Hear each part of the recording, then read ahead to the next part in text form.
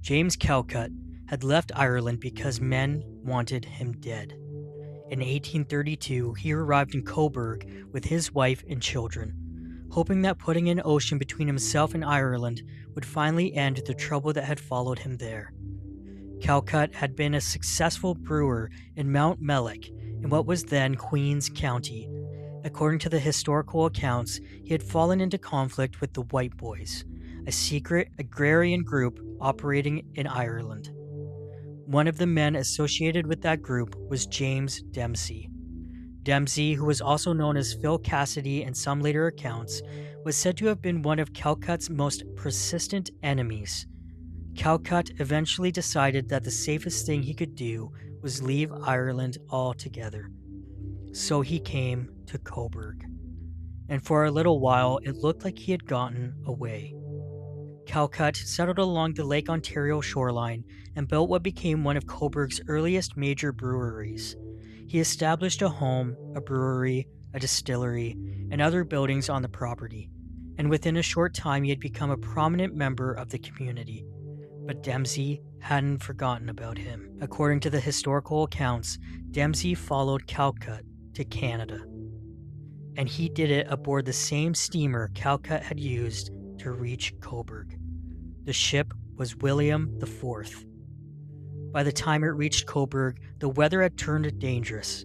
The lake was rough and a strong wind was coming in from the southeast. The passengers who were getting off the ship had already made their way towards the wharf when William IV began backing away. Then a wave hit the vessel. Two men were swept overboard. One was a crew member, and the other was James Dempsey. Small boats were sent out, but the conditions were too rough to reach them. Both men drowned. And that's where this story gets almost impossible to believe. The next day, a body was discovered along the shoreline. It had washed up roughly half a mile from the wharf. The person who found it was Mrs. Calcutt, and the dead man was identified as James Dempsey. The man who had allegedly followed James Calcutt across the Atlantic with murderous intentions had drowned almost immediately after arriving in Cobourg.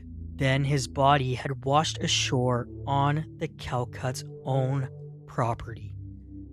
The original newspaper account described the coincidence in almost supernatural terms, suggesting that Dempsey had somehow been brought to the very place where Calcutt had made his new home.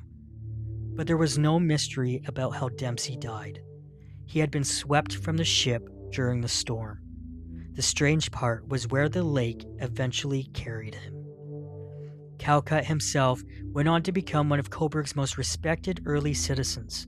He lived there for decades, operating his businesses, served on the board of police, and later became part of the town's first council. He died in Cobourg in 1869 at the age of 77. His old home, Lakehurst, still stands on Durham Street. And nearby is another piece of the Calcutt story that has survived for generations. An old limestone building on the property has long been surrounded by stories of underground tunnels. The tunnels have never been firmly established as fact. The Historical Society notes that the building was used by Calcutt as part of his brewery operations, and later stories suggested that hidden passages may have existed because Calcutt had enemies who wanted him dead. Whether those tunnels ever existed is another mystery. But the story of James Dempsey is much better documented. He left Ireland, he followed the man he hated across the Atlantic, he arrived in Cobourg intending, according to the historical records, to continue the vendetta. And within hours, he was dead. His body was then found on the property belonging to the very man he had crossed an ocean to pursue.